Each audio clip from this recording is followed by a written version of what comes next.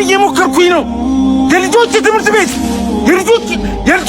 ልከፍል እየሞከርኩኝ ነው። ያችን ቀን እንዳይፈቀደልኝ እሱ ነው። ያችን ቀን እኔም ደግሞ ከመመናኑ ጋር ሆኜ ደስተኛ መሆን አለብኝ።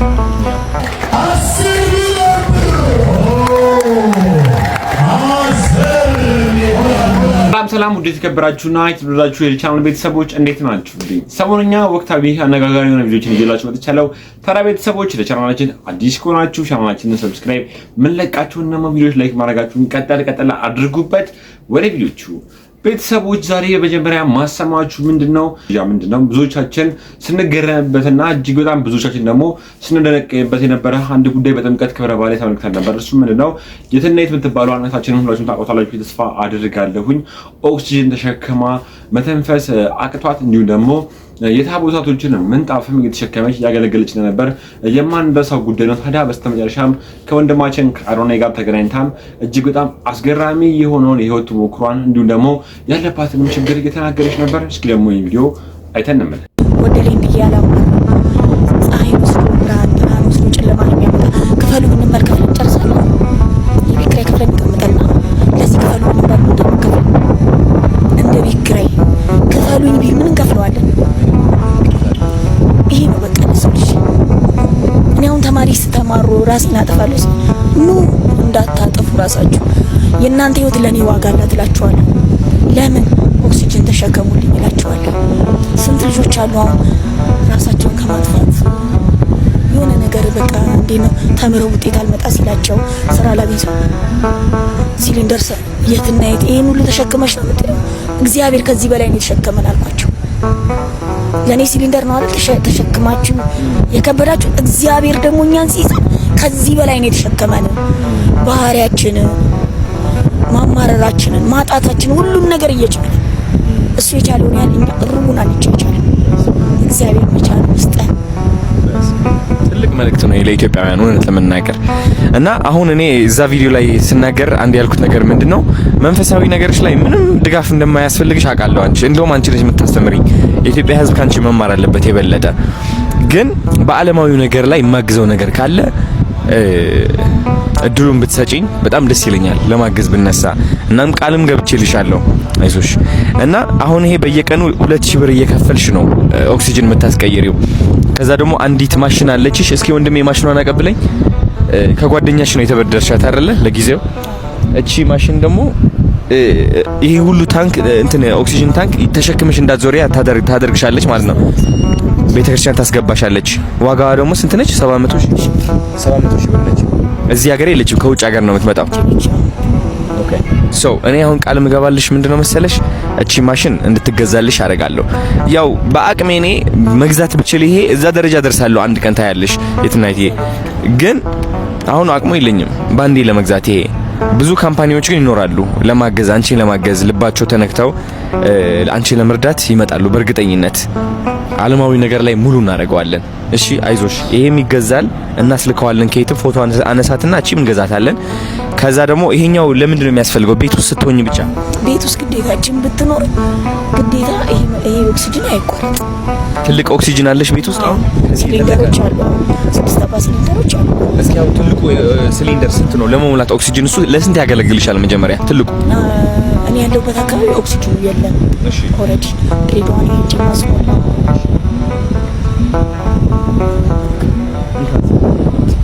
ድሬዳዋ ነው ማስሞላ ኦክሲጅን አብዛኛው። የት ነው የምትኖሪው አንቺ? ከሐረር ወደ ድሬዳዋ ስንት ሰዓት ነው መንገዱ? የአንድ ሰዓት ተኩል ይሆናል። በየቀኑ 1 ሰዓት ተኩል ነው ወይስ ሰው ትልክ ያለሽ ነው? ሲሊንደሮቹን እንዳለ ሲሆኑ ሲጠራቀሙ ማለት ነው እልክና በሁለተኛ ቀን ይመጣልኛል። እስከዛ ኤሌክትሪክ አለች ኮርቲሰብል የምትባል ጀሪካን ማለት ነው። እሷን እጠቀማለሁ። ወይንም ህይወት ፋናም እግዚአብሔር ይስጣቸው እነሱ ሲመጣ ያመጡልኛል እንጂ አብዛኛው ከድሬዳዋ ነው ማስመጣው ባለውበት ደረጃ ማለት ነው። እሱን ለማስመጣት መኪና 6000 ብር ከፍላለሁ ለማስመጣት። አንዷ ሲሊንደር 3 ሲሊንደር አሁን 2500 ብር ማስሞላ ነው። አንድ ላይ ለማምጣት እስከ 8000 10,000 ብር እንፈጃለን። አንድ ላይ ለማምጣት ማለት ነው ለመኪና ማለት ነው።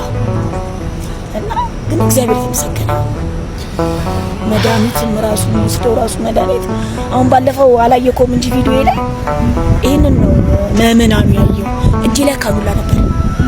መድኃኒት እየወሰድኩ ነው ያገለገልኩት። ያቺ መርፌ እንኳን ቤት አልገደበች። ምክንያት እግዚአብሔር ያቺን ቀን እንዳይፈቀደልኝ እሱ ነው። ያቺን ቀን እኔም ደግሞ ከምናኑ ጋር ሆኜ ደስተኛ መሆን አለብኝ። ይሄው ቤተሰቦች እንደሰማችሁት እንደተመለከታችሁት ነው። ሁላችንም እየሞከርን ነው እየተባለ ይገኛል በቻት ላይ። ታዲያ ይችታችንም እጅግ በጣም ነበረ አስገራሚ የሆነ ህይወት ተሞክሮን ያካፈለችን። ታዲያ ቤተሰቦች እግዚአብሔር ይማርሽ፣ እግዚአብሔር በድጋሚ ወደ ቀድሞ ጤንነትሽ ይመልስሽ ያላችሁ እናንተም ኮሜንት ላይ ጻፋችሁን አትርሱ። ታዲያ ሰሞኑን እጅግ በጣም ብዙ ሰዎችን ሲያስገርም የነበረ አንድ ቪዲዮ ነበር። እርሱ ምንድነው እየሞከርኩኝ ነው እያለ ነበር አንዱ እንደባችን። ታዲያ ምንድነው እየሞከረ ያለው? እስኪ ይሄን ቪዲዮ አይተን እንመለስ። ሄሎ ማነህ? ቤት ኪራይ ባለቤት አልነገረችም? ቤት ኪራይ አንድ ወር ሳትከፍል ሁለተኛ ወር መጥቶብሃል። እየሞከርኩኝ ነው ትላለህ እንዴ?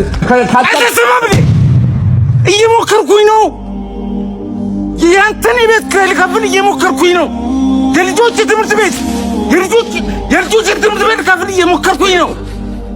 የሚበሉት አጥተው እየሞከርኩኝ ባለቤቴን አማታል። ሰው አይደለ እንዴ? ይኸው ተመልከት። ይሄ ልጆች ጌም የሚጫወቱበት ልሸጥ እየሞከርኩኝ ነው የምትለዋ ይህች ቃል ዝም ብላ ከአፍ የምትወጣ ንግግር ብቻ ፈጽሞ አይደለችም። ቃላቱ ከከንፈር ሳይሆን ከልብ የወጣ የብዙዎቻችን የኑሮ ትግልና የውስጥ ስብራት የፈታ ቁልፍ እንጂ። እየሞከርኩኝ ነው የምትለዋ ቃል በውስጧ የሺህ ሌሊቶች እንቅልፍ ማጣት፣ የሺህ ቀናት የኑሮ ትግልና በሚሊዮኖች የሚቆጠሩ ኢትዮጵያውያን የልብ ትርታ ታዝላለች። በዚህ ቃል ውስጥ መጋደል አለ። በዚህ ቃል ውስጥ ተስፋ አለ። በዚህ ቃል ውስጥ ነገን የማየት ጉጉት አለ።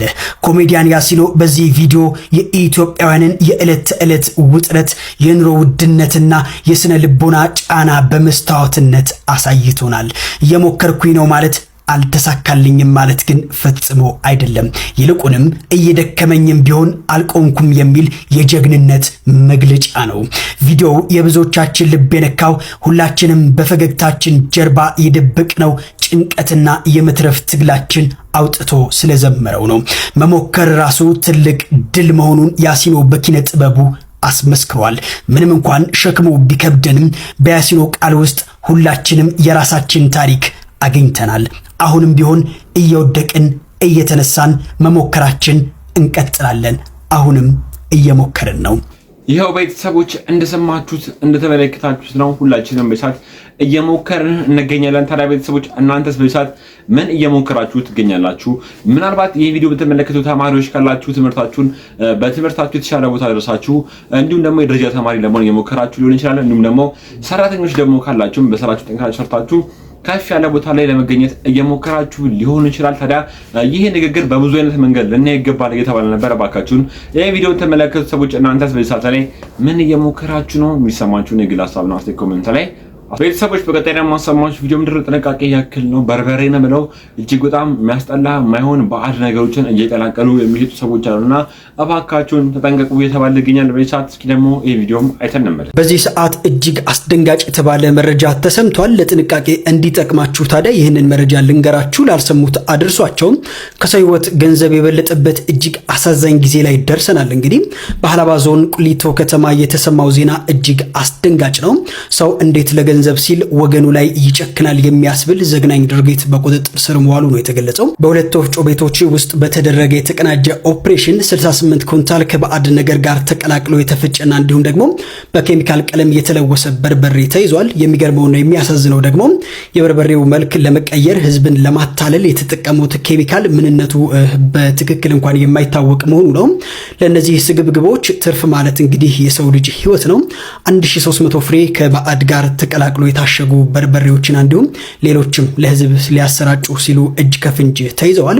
እንደዚህ የሰው አውሬዎች ምን አይነት ልብ ቢኖራቸው ነው ህፃናትና እንዲሁም አዋቂዎች በሚመገቡት የዕለት ተዕለት ምግብ ላይ እንግዲህ እንዲህ ያለ ድርጊት የሚፈጽሙት? ታዲያ ውድ ቤተሰቦቻችን ሁልጊዜም ቢሆን የምንገዛው ነገር በጥንቃቄ እንመርምር መልእክቴ ነው። ያው ቤተሰቦች ከዚህ ቪዲዮ እጅግ በጣም ትልቅ ትምህርት ለተማራችሁበት አልጠራጠርም። በቻላችሁትና በአቅማችሁ ቤታችሁ ውስጥ እያዘጋጃችሁ ተጠቀሙ ብዬ ተስፋ አድርጋለሁ። ምክንያቱም ብዙ ጊዜ ከመንገድ ላይም ሆነ እንደ አቅማችን ከባልትና ቤቶች የምንገዛቸው ነገሮች ችግር እያመጡ ይገኛሉ።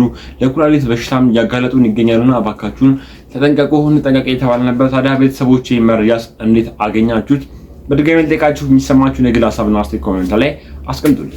በመቀጠል ደግሞ ቤተሰቦች ማሰማችሁ መረጃ ምንድነው? እጅግ በጣም ደስ የሚል መረጃ ነው። እርሱ ምንድነው?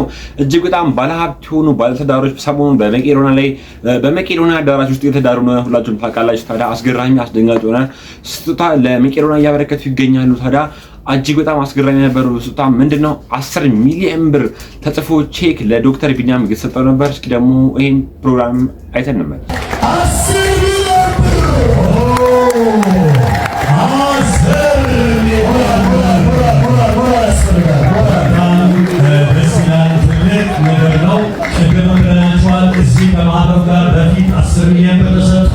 ቀደም እንግዲህ ድጋፍ የሚያደርጉ ግለሰቦች ናቸው። በጎነታቸው ይታወቃሉ። አሁንም ለሰርጉ ወጪ ሊሆን የሚችል ገንዘብ ለመቄዶንያ አበርክተናል ብለዋል። 10 ሚሊዮን እጅግ አድርገን እናመሰግናለን። አቶ በላይና ወይዘሮ ትልቅ ሰው እጅግ አድርገን እናመሰግናለን። እግዚአብሔር ይስጥልን፣ ትዳራቸውን የተባረከ ያድርግልን። በነገራችን ላይ ሰጪው እግዚአብሔር ይስጥልን፣ እግዚአብሔር እድሜና ጤና ይስጥልን። አባቶች አሉ ይመርቃሉ። አፌን እንብሎይ ነው ያልኩት። ይገባቸዋል፣ ምስጋና ይገባቸዋል።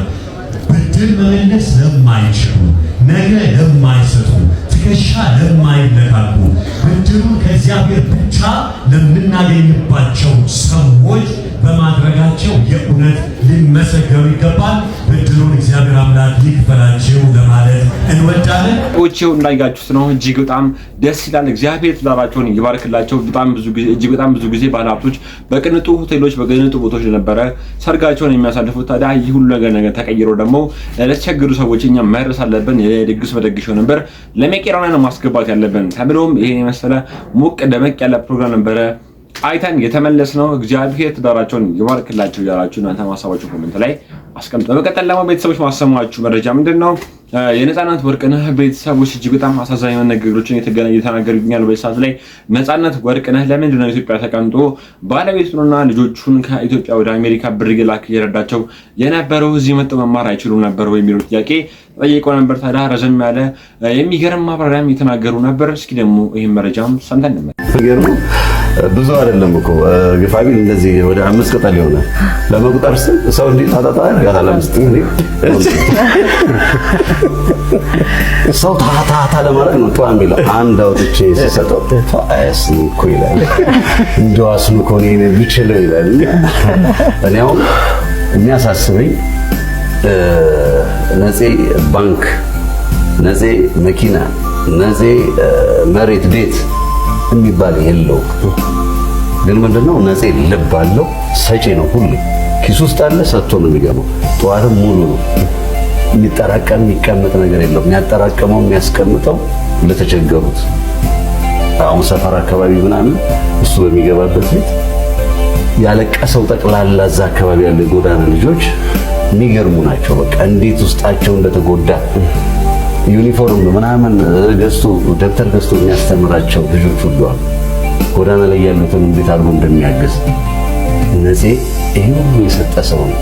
ለነፂ የሚሰጠው ነገር ቢኖር ስጦታው ነው እንጂ ልመና አይደለም። ለነፂ በእውነት የራሱ አንድም የተነሳው ይሄ ዶክመንትድ አይደለም ወይም ደግሞ ውል የሚባል ነገር ይሄ ሰውን ማመን በወረቀት ሳይሆን እንዲሁ በልብ ማመን አይነት ባህሪ ስላለው እሱንም ነገር ግልጽ እንድናደርገው ነው። ነፂ ያው የራሱ የንግድ ፍቃድ አለው። ነጻነት ወርቅነህ ፕሮሞሽን ኤንድ ፕሮዳክሽን ንግድ ፍቃድ አለው። የትኛውንም ስራ ሲሰራ ያው መቼም ንግድ ፍቃዱ የነጻነት ወርቅ መሆኑ ሌላ አካውንት ላይ ያው ብር አይገባም። ንግድ ፍቃዱን ቲን ነምበሩ ምናምን ተመዝግቦ ያ ድርጅትም ነፃ የደረሰኝ ቫት ተጠቃሚ ስለሆነ ስለሚቆርጥለት የግድ የሁለቱ ግንኙነት ነው። በአካውንትም በደረሰኝ የሚሆነው ከዛ ውጪ ግን አሁን ጥሩ ጎኑ ላይ እዚህ ጽሑፍ ያየሁት ምናልባት ያለባችሁ የሚለው ነገር ያስገድ ያለባችሁ ለነጽ አስቀምጡ ያ ማለት ነው እንጂ ፐርፐዝሊ ከሊ ያለበት የሚል እንትን የለውም። ስሜት የለውም። ሰው ጋር ብር አለኝ እኔ ሲል ሰምቼው አላውቅም። እርግጠኛ ነኝ ለሰው ምናምን ይሰጣል። ለኔም ስንት ይሰጡኛል። ነጽ በቃ ሰው እንዲቸገር አይፈልግም። እኔ አሁን የምናገረው እውነት ለመናገር ነጽን ዋጋውን አልከፈልነውም። አሁን ኢትዮጵያ ሆነን የምናስበው ነገር አለ አይደል? እንደ ሩመርም ደግሞ የሚወራ ነገር አለ ወይም የምናውቀው በየቤታችን ማለት ውጭ ዘመድ ያለን ሰዎች ወይም ደግሞ በተለያየ መልኩ ከውጭ ዓለም ወደ ኢትዮጵያ ነው አይደለም ሳንቲም የሚላከው ኑሮ የሚደጎመው ቤት የሚሰራው አጥሩም ደጁ ይሄ የተለመደ የምናውቀው ነገር። አሁን የሚሰማው ነገር ተቃራኒ ነው። ለዚህ ኢትዮጵያ እየሰራ ብሩን ወደ ዶላር ቀይሮ ለልጆቹ ትምህርት ቤት ይልካል። አሁን ይሄ እንዲሁ ዝም ብለህ ስታስበው ኢትዮጵያ ውስጥ እንዳለ ሰው እውነት አይመስልም። ግን ይኸው ማድረጉን ከሌሎች ሰዎች ሳይሆን ከእናንተ አንደበት እየሰማ ነው። በዛ ህይወቱን መቀጠሉ ወይም ደግሞ ለልጆቹ ለቤተሰቡ ያለው ፍቅር ምን ያህል ጫና ሊኖርበት እንደሚችል እግረ መንገድ እየታሰበ የኛ ሀገር ገንዘብ ያው ቫልዩ ይታወቃል። ወደ ዶላር ሲቀየር ደግሞ ምን ያህል ትንሽ ሊሆን እንደሚችል ይታወቃል። እዛ ደግሞ ሌላ ኃላፊነት ነው እንዳላችሁትና እዛ ላይ ትንሽ ነገር ብንነጋገር ደስ ይለኛል። መሲዬ ነገር በቤተሰብ ደረጃ በምን መልክ ነው የሚታወቀው? ምንስ ልትሉት የምትወዱት ነገር አለ? ይህን ነገር ያወቅነው እኛ ከ5 ዓመት ምናምን አካባቢ ነውና እውነት ተናደድን። እውነት ለመናገር ለምን እዛ ሄደ አትሰራም ማለት ነው። ምክንያቱም ጥቅም እንደሌለው አወቀ እና ተሰበሰበ። ሁልጊዜ እንሰበሰባለን፣ እናወራለን። ከዛ እንዴት እንደዚህ ታረጋለህ? እንዴት ይሄን ሪስክ ትወስዳለህ? እኛ አንደኛ ቤት ግዛ እንላለን የሆነ ነገር ምክንያቱም አንድ ቀን የሆነ ነገር ሊያርፍ ይችላል በሚል ሁልጊዜ ይሄን ነገር ጨቀጭቀዋለሁና በኋላ ላይ ግን የሆነ ታዝኛለሽ። አንቺም እኮ ብትሆኚ ልታረጊው ትችያለሽ፣ ግን ለሱ ከማዘን የተነሳ ማለት ነው። እና አይ እኔ ቃል ገብቼ ነው የመጣሁት። እኔ ስራዬን ወደዋለሁ። እዛ ሆኜ የምሰጣትን ነገር ከዚህ ሆኜ ኢትዮጵያ ውስጥ ሆኜ ሀገሬ ላይ ሆኜ ማድረግ እንደምችል ማሳየት ፈልጋለሁ። ከሁለቱም ነገር ከስራዬም ሆነ እሷ ጎበዝ ጠንካራ ስለሆነች ይሄን ነገር ትወጣዋለች። ይሄ ማለት ይሄዳል፣ በየ6 ወሩ ይሄዳል። በየ6 ወሩ ሲሄድ ደግሞ የማያመጣው ጊፍቱ ነው ይዞ ነው የሚሄደው። ያል ሲመጣ ደግሞ እዚህ ላሉ ሰዎች አንዳንድ ለኔ ልጆች ለሱ ልጆች ምናምን ተይዞት የሚመጣው ደግሞ ዝም ብሎ ነገር እንኳን ይዞ አይመጣም። ሲከሩ ምንም ይዞ ይመጣል እና ያ በጣም ሁልጊዜ እንግዲህ ሁላችንም አለን፣ ሁሉም አሉ። ለሱ ሁላችንም እሱ ላይ ነበር አይናችን። ለምን በቃ የሱ ህይወት መቼ ነው ሁሌ ነው የምናስበው፣ መቼ ነው የሚስተካከለው አይነት ነገር እያለሽ ግን ሀብታም ማትሆኝበት ማለት ሁሉ ነገር አለው ግን ሊለወጥ የማይችል አንደኛ እነሱም እኮ አይለወጡም። ሁለት ነገር ነው ያጡት። እሱ ስራውን ይወዳል፣ ራሱንም ሊለወጥ አይችልም።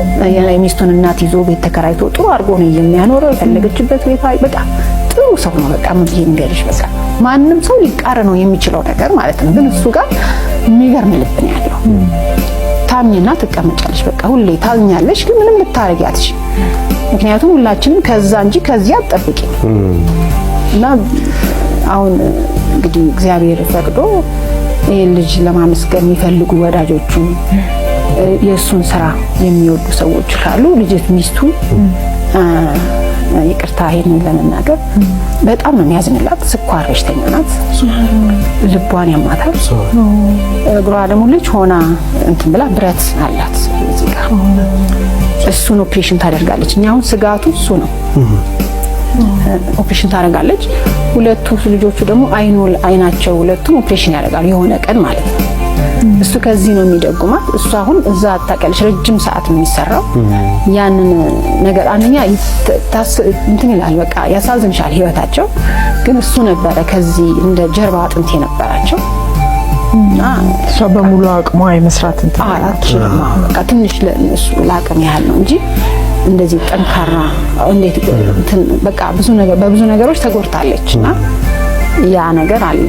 መጨረሻ ዘመን አካባቢ ያለ ሆስፒታል እዚህ ጋር ስራ ለመስራት ጉሉ ባለቤቱ እንደታመመች እንዲሁም ደግሞ በህመም ውስጥ ሆናም እጅግ በጣም ጠንካራ የሆነች ሚስት ነበረችው እየተናገሩ ነበር። ለብዙዎቻችሁ ለብዙ ሰዎች ጥያቄ ነበር እንዴት ነው ነፃነት ወርቅነህ ዶላርን ኢትዮጵያ ገንዘብን ወደ ዶላር መንዝሮ በዶላር ቀይረው ወደ አሜሪካ የሚልከው የተባለ ነበር።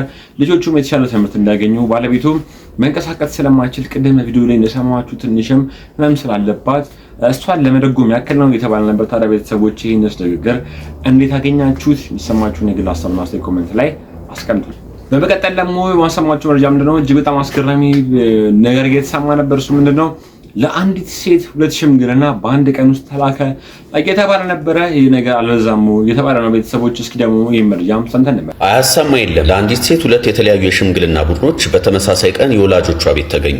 ክስተቱ የተጀመረው ጠዋት ላይ ሲሆን የመጀመሪያው የሽምግልና ቡድን ወደ ወላጆች ቤት ተገኝተው ጥያቄያቸውን አቅርበዋል። ወላጆችም በጥያቄው ተስማምተው ልጃችንን ሰጥተናል በማለት ቡራኪያቸውን ሰጥተዋል።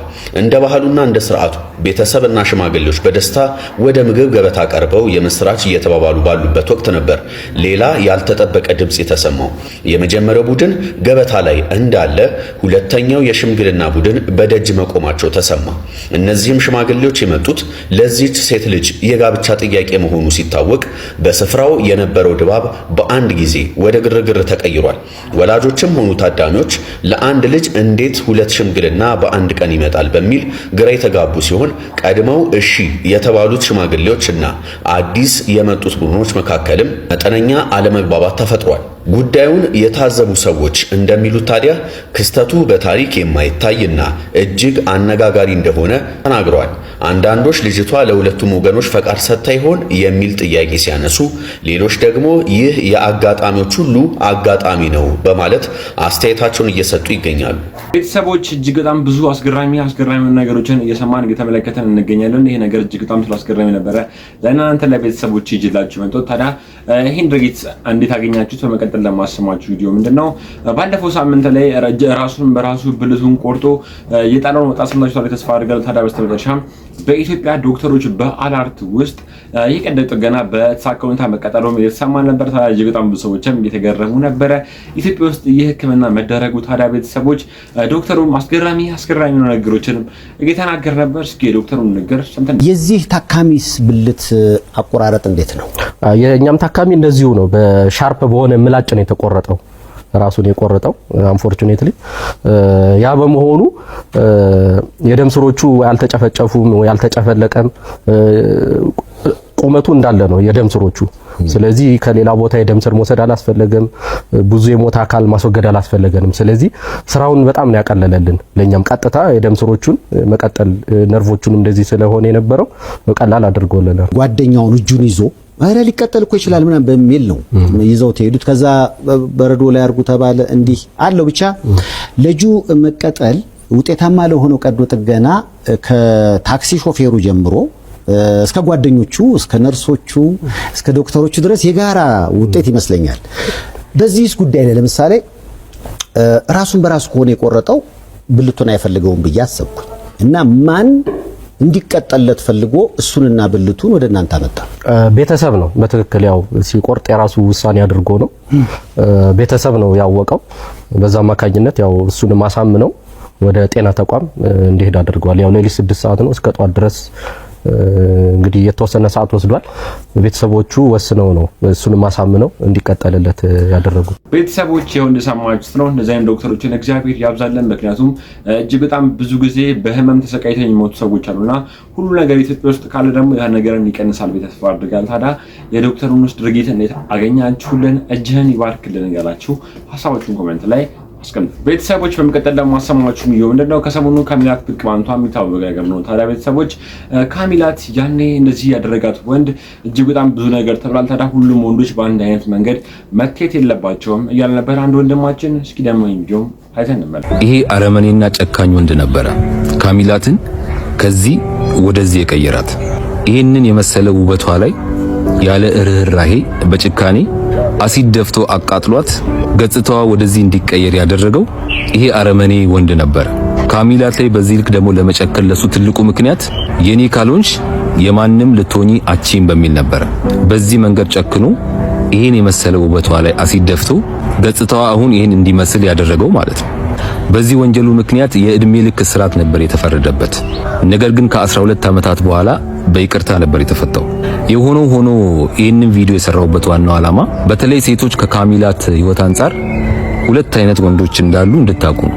የመጀመሪያዎቹ ወንዶች ልክ እንደዚህ አይነቶቹ ናቸው። አረመኔና ርህራሄ የሌላቸው ወንዶች እንዳሉ ማወቅ እንዳለባችሁ ነው። ሁለተኛዎቹ ደግሞ ልክ አሁን በትዳር ከሷ ጋር እንደሚኖረው የሁለት ልጆቿ አባት የሆነው እንደዚህም አይነት ወንዶች እንዳሉ ማወቅ አለባችሁ። ይሄንን የምለው ያለ ምክንያት አይደለም። ምክንያቱም አንዳንድ ሴቶች አላችሁ በአንድ ወንድ ስትጎዱና በአንድ ወንድ የሆነ በደል ሲደርስባችሁ የተቀሩትን ወንዶች በሙሉ በዛ እናንተን በጨቆናችሁ ህይወታችሁን ባበላሻችሁ ወንድ መነጽር እያያችሁ ሁሉንም ወንዶችን በተመሳሳይ መነጽር የምታዩ ሴቶች አላችሁ። ለዚህ ደግሞ ካሚላት ትልቅ ምስክር ነች። አንዱ የኔ ካልሆንሽ ለሰው ልትሆኛችኝ ብሎ አቃጠላት። ሌላኛው ወንድ ደግሞ እንደምትመለከቱት ከሷ ውበት ይልቅ በማንነቷ አክብሯት እንደምትመለከቱት ፈረንሳይ ላይ አግብቷት ሁለት ልጆች ከሷ የወለደ ልክ እንደዚህ አይነት ወንዶችም እንዳሉ ማወቅ አለባችሁ። ባጭሩ ምን ለማለት ፈልጌ ነው? ሁሉም ወንዶች አንድ አይደሉም። ቤተሰቦች ወንድማችን ሲናገር የነበረው ነገር እጅግ በጣም ትክክል ነው። ምክንያቱም ከዚህ ቀደም ህይወቷን ያበላሸው ሰውዬ እንዳለ ሁሉ አሁን ደግሞ አግብቷት ሁለት ልጆችን አብሮ ወልደው በፈረንሳይ እጅግ በጣም የሚያስቀና ፍቅር እያሳለፉ ያሉ ሌላ ወንድ አለና ሁላችንም ወንዶችን በአንድ አይነት አይን አትዩት እየተባለ ነበር። ሴቶች ታዲያ ቤተሰቦቼ ነገርስ እንዴት አገኛችሁት? ደግሞ ይሄን ቪዲዮ የምትመለከቱ ወንዶች እኛን ይመለከተናል፣ ሁላችንንም በአንድ አይነት አስተያየት መታየት የለብንም እየተባለ ነው። በድጋሚ ጠቃችሁ የሚሰማችሁን የግል ሀሳብና አስተያየት ኮሜንት ላይ አስቀምጡልን። ይህ ነገር ይጨመር፣ ይህ ነገር ይቀነስ ካላችሁም እኔ ወንድማችሁ ለማስተካከል ይጠቅመኛል ያግዘኛልና የግል ሀሳብና አስተያየታችሁን ብጽፉልኝ ደስ ይለኛል። በመቀጠል ለማው ማሳቦች በስተመጨረሻ ማሰማችሁ ቪዲዮ ምንድነው? አሁን እጅግ በጣም አዲስ መረጃ የተዘዋወረ ይገኛል። ሳምሶን ታደሰ ቤቢና ዳጊ በድጋሚ ታረቁ እየተባለ ነው። እንደ ባልም በጣም አሪፍ ባል ነው፣ እንደ አባት ደግሞ በጣም መልካም ምርጥ አባት ነው ለልጆቹ። እንደ እናት በጣም ጥሩ እናት ነች። ለልጆቿ ጊዜ ትሰጣለች፣ በጣም ትከታተላለች የልጆቿን ነገር። በጣም ጥሩ እናት ነች። እረፍት የላትም። ቀን ከሌሊት ስለነሱ በጣም እንትን ታደርጋለች። እንደ ሙዚቀኛ እንደ ድምፃዊ ደግሞ በጣም ያው እኔ ብቻ ሳልሆን ብዙዎች የመሰከሩላት ነች። በውድድርም ራሷን ከዚህ በፊት ያሳየች ነች እና በጣም ጎበዝ ታታሪ ነች። በጣም ጠንካራ በጣም ጥሩ ሚስት ናት። ማለትም ደግሞ ሊታረቁ ነው እየተባለ ነው። ይሄ ነገር ያመረ ከሆነ እግዚአብሔር ያድርግላቸው። ምክንያቱም በልጅ ተገናኝተዋልና ድጋሚ ሊለያዩ አይችሉም ብለው የተለያዩ ሰዎች የግል ሀሳብና አስተያየታቸውን እየሰጡ ይገኛሉ። ሰዎች ለዛሬ ጀላችሁ መጥቶ ቪዲዮ እነዚህን ይመስላሉ። በቀጣይ እናንተን ቁም ነገር አስጨብጣሉ ሀሳብና አስተያየቶችን ያለውጣሉ። ማስባችሁ ልጆችን ይላችሁ መጣለው። ስለዳምጣችሁ አመሰግናለሁ።